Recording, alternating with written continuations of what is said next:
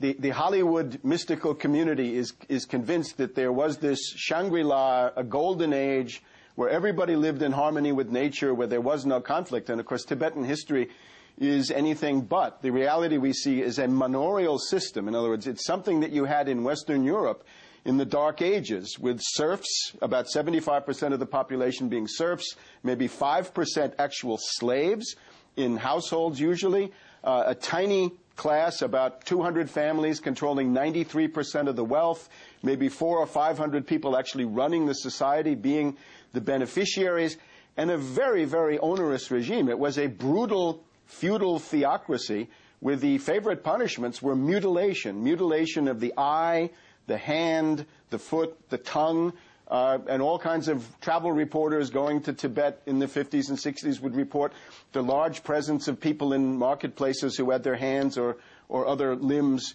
cut off. So this is what it was. This was not spiritual. This is a myth, essentially, which has appealed to people from Heinrich Himmler, who sent an expedition to Tibet, all the way to Richard Gere and Sharon Stone.